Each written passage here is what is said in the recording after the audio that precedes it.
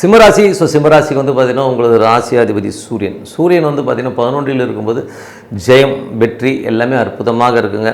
புதிய சொத்துக்கள், வண்டி, வாகனங்கள் வாங்குறதுக்கான யோகங்கள், தந்தை சார்ந்த உறவுகள், வெளிநாட்டுக்கு போகணுன்றவங்க வெளிநாடு போகிறது, இந்த மாதிரி விஷயங்களுமே அற்புதமாக இருக்குது.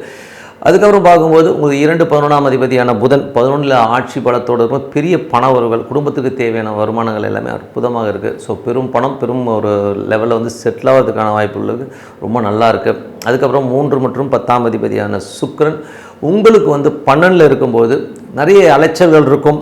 அது மட்டும் தொழில் ரீதியான விஷயங்களுக்காக நிறைய அலைவீங்க, அதுக்கான எஃபோர்ட் போடுவீங்க. அதெல்லாமே அற்புதமான பலன்களை பிற்காலத்தில் கண்டிப்பாக இருக்குங்க. அதுக்கப்புறம் பார்க்கும்போது உங்களுக்கு 4 மற்றும் 9ஆம் அதிபதியான செவ்வாய் ஆட்சி பலத்தில் 9ல் இருக்கும்போது தாயாரோட உடல்நலம் சம்பந்தமான விஷயங்களும் கொஞ்சம் கேர்ஃபுல்லாக இருக்கணும். தந்தை சார்ந்த உறவுகளால் நல்ல லாபங்கள், நல்ல ஏற்றங்கள் வரும். வெளிநாடு சார்ந்த விஷயங்கள் எல்லாமே நல்ல லாபங்கள் வரும். கொஞ்சம் அலைச்சல்கள் ஜாஸ்தி இருக்கிறதுக்கான வாய்ப்புகள் நிறைய இருக்குது.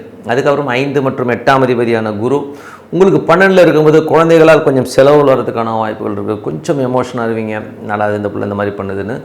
அதுக்கப்புறம் அது மட்டும் இல்லாமல் பார்த்திங்கன்னா இந்த 8ஆம் தேதி 12ல் இருக்கும்போது நைட்டு தூங்காமல் இருக்கிறது. இப்படி ஆகிடுமோ அப்படி ஆகிடுமோ, என்ன ஆகுமோ ஏதாகுமோ, இந்த புள்ள எப்படி இருக்குது, வம்சம் எப்படி இருக்குது, அப்படி இப்படின்னு ஏதோ ஒன்றத்தை போட்டு புலப்பிட்டு இருப்பீங்க. எது இருந்தாலும் சரி பாஸ், நமக்கு ஒரு லிமிட் இருக்குது. அந்த லிமிட்டுக்கு மேலே நம்ம ஆண்ட மேலே பார்த்தப்பட்டு போயிட்டே இருக்க வேண்டியதான்.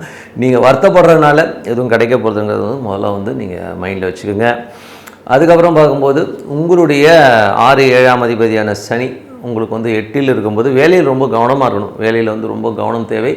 அது மட்டும் இல்லாமல் கணவன் மனைவிக்கு உள்ள வாக்குவாதங்கள் வரும்போது ரொம்ப கவனமாக இருக்கணும். பொருளாதார ரீதியில் வந்து கொஞ்சம் வந்து நீ என்னை ஏமாற்றிட்ட அப்படிங்கிற மாதிரி வாக்குவாதங்கள் வரதுக்கான வாய்ப்பு ரொம்ப ரொம்ப கவனமாக இருக்கணுங்க. அதுக்கப்புறம் பார்க்கும்போது உங்களுடைய 9ஆம் அதிபதியான செவ்வாய் ஆட்சி பலத்தோட வெளிநாட்டில் இருக்கணும். நல்ல லாபங்களும் நல்ல ஏற்றங்களும் கண்டிப்பாக இருக்கும். கொஞ்சம் அலைச்சல்கள் ஜாஸ்தி இருக்கும். தொழில் ரீதியான விஷயங்கள் வந்து கொஞ்சம் அலைச்சலை கண்டிப்பாக கொடுக்குங்க.